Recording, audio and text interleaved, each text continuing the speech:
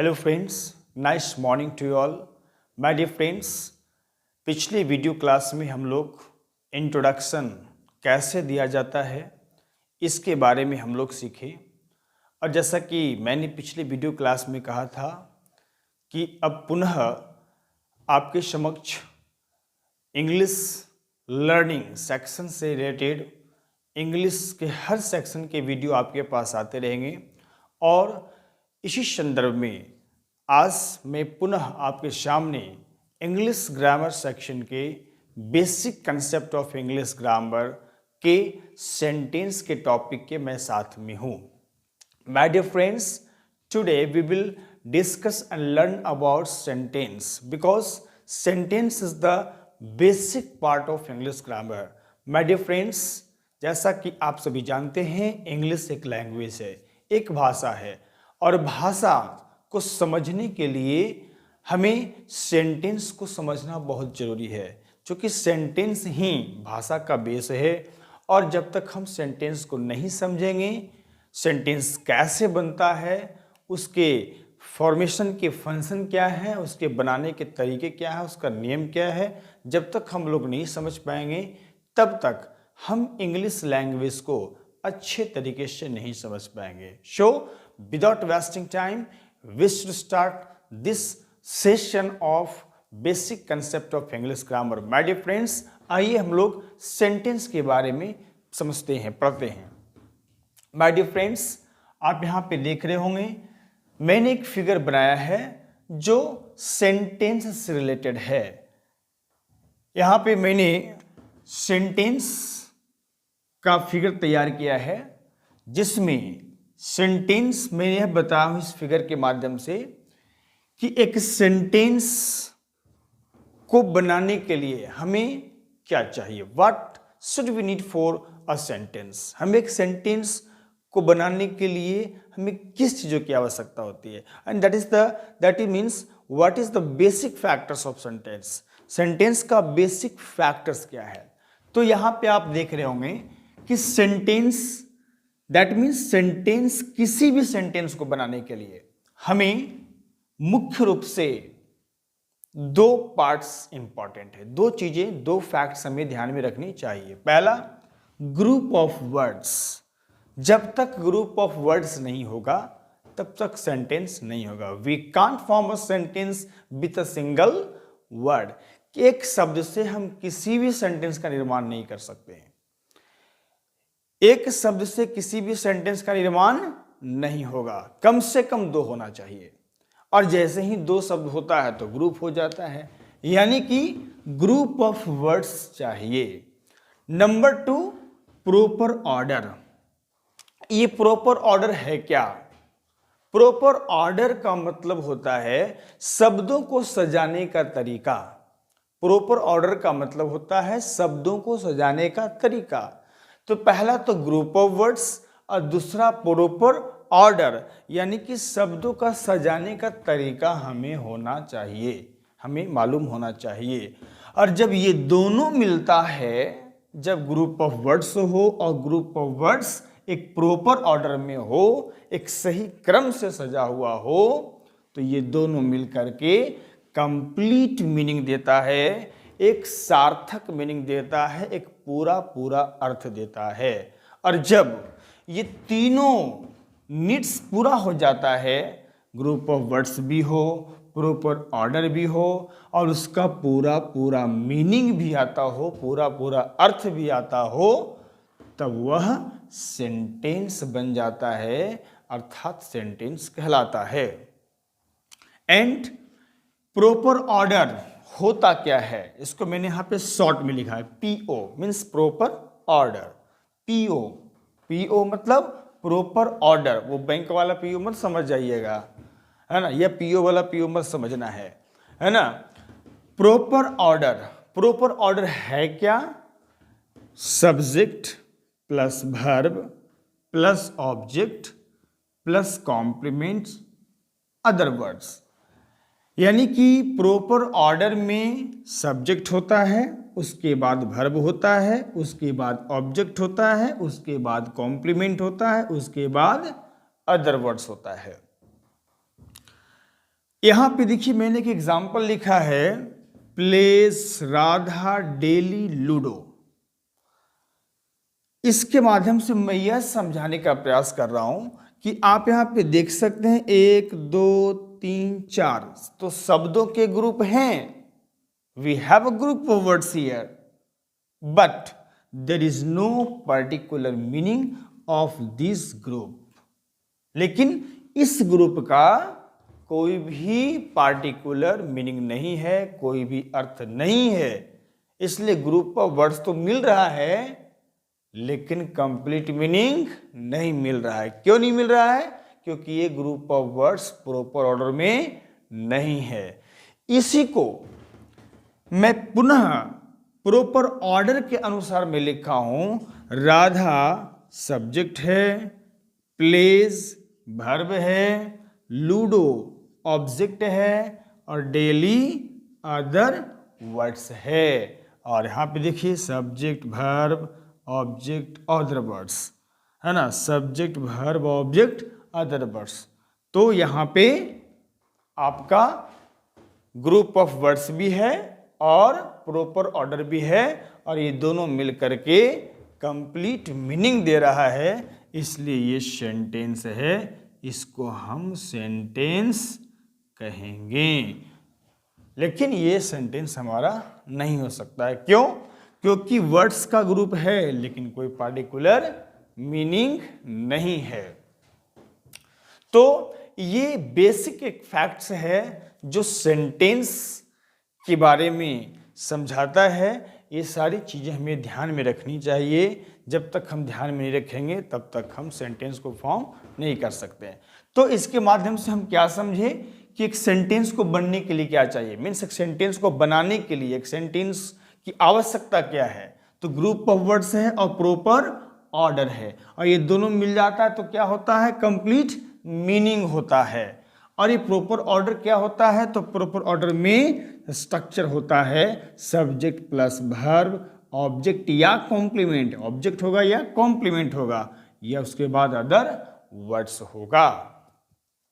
तो इसमें यदि किसी भी तरह का कोई कंफ्यूजन या कोई डाउट्स है तो डेफिनेटली आप क्वेश्चंस कमेंट बॉक्स में टाइप कर सकते हैं, and we will try to give a perfect and true solution. तो यहां तक हम लोग समझ गए सेंटेंस के फंक्शन के बारे में। नाउ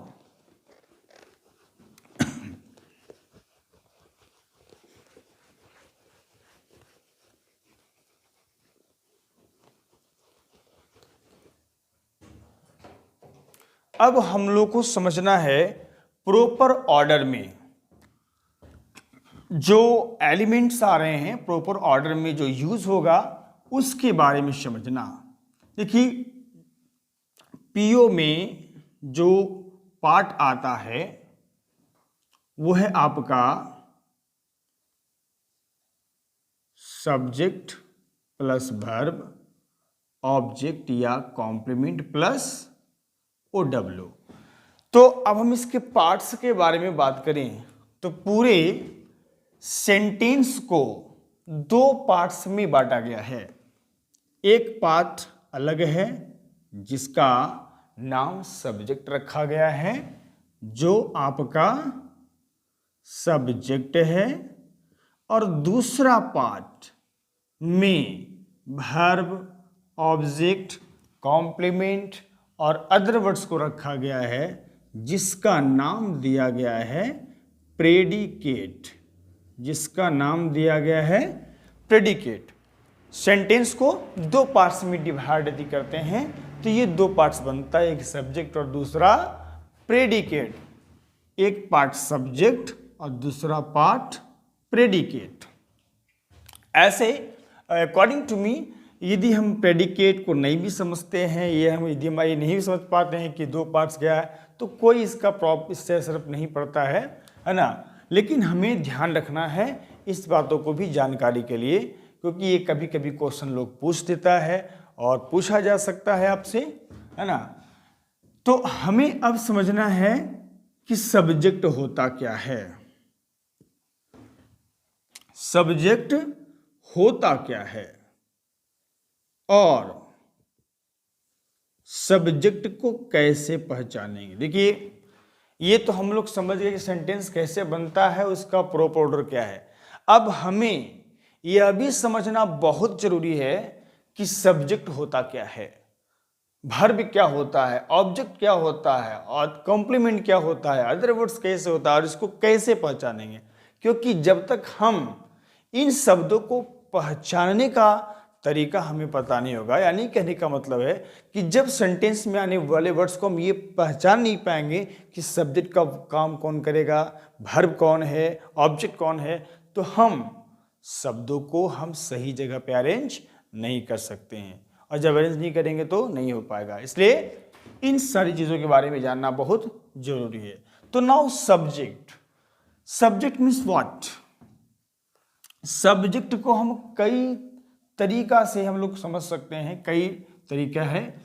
तो सब्जेक्ट मीन्स डूअर, मीन्स करने वाला, करने वाला,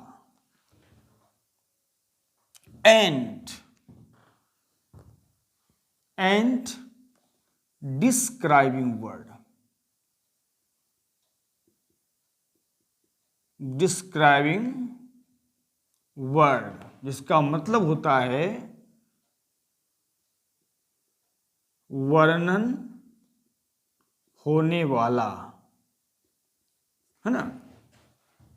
यानी कि सब्जेक्ट को हमको कैसे पहचानना है, वह शब्द जो काम करने वाला है या जिसके बारे में वर्णन होता है, यानी कि जिसके बारे में कहा जाता हो, ऐसे शब्द को हम सब्जेक्ट का आइडेंटिफिकेशन देंगे, यानी कि ये सब्जेक्ट का काम करेगा। जैसे आप देख सकते हैं,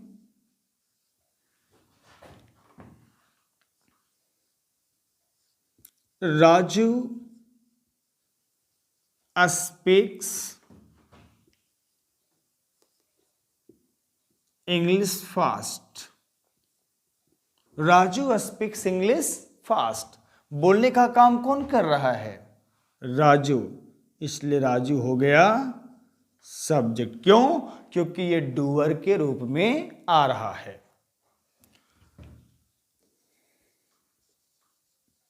नेक्स्ट एग्जाम्पल को देखते हैं। India is a great country.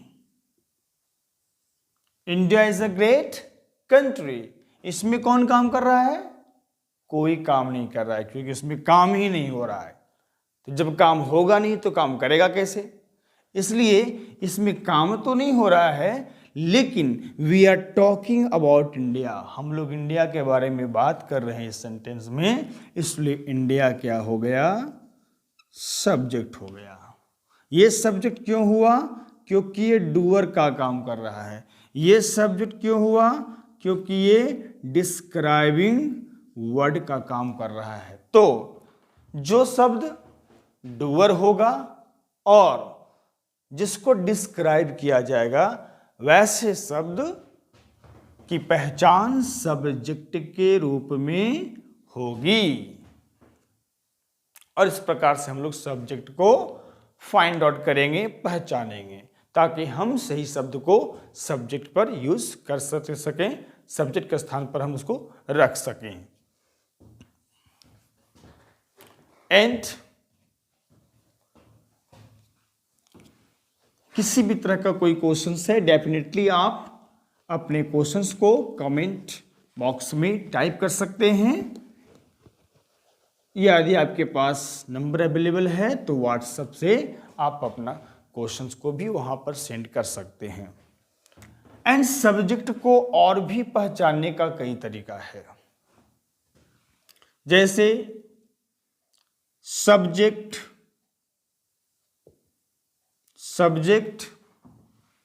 आपका वर्ब के पहले होगा, वर्ब के पहले होगा, कब, जब सेंटेंस के लास्ट में फुल स्टॉप होगा तब। साथ ही साथ सब्जेक्ट किसका जवाब देता है, हु का जवाब देता है, कौन का जवाब देता है ना। और सब्जेक्ट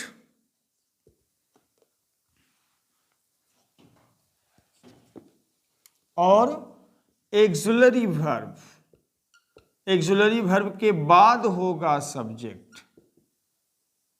कब? जब लास्ट में क्वेश्चन मार्क होगा तब।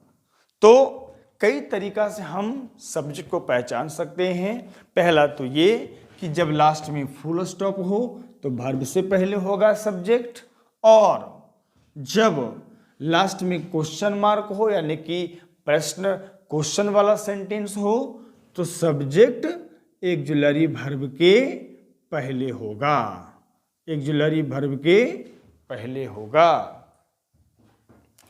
ओके। साथ ही साथ हु का भी जवाब दे सकता है सब्जेक्ट। कौन का जवाब देगा सब्जेक्ट? जैसे आप एग्जाम्पल देख सकते हैं।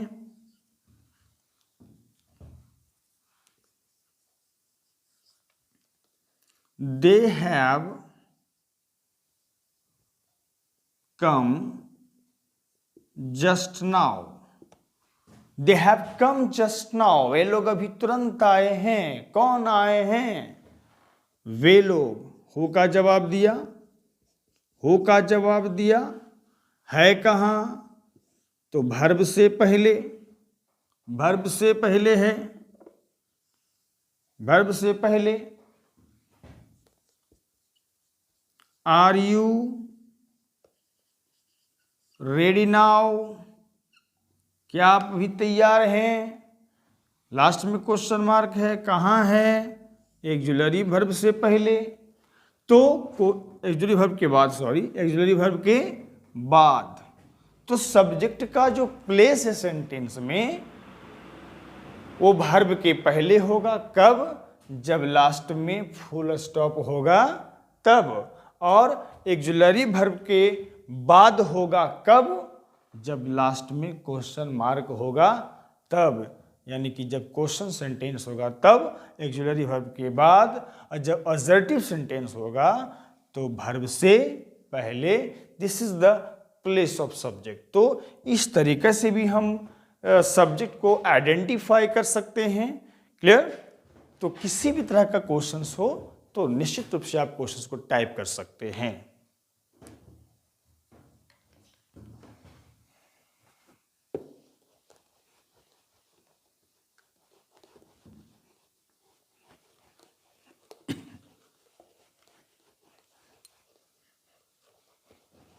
So my dear friends, today आज हम लोग इस YouTube वीडियोस सेशन में हम लोग सेंटेंस के बारे में पढ़ें, सेंटेंस का फॉर्मेशन के फंक्शन के बारे में, उसका जो बेसिक फैक्ट्स है उसके बारे में पढ़ें, और सब्जेक्ट के बारे में पढ़ें।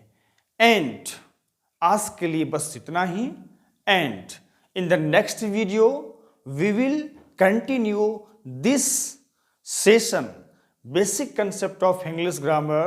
In part 2 we will discuss about verb, object, complement, other words and many more.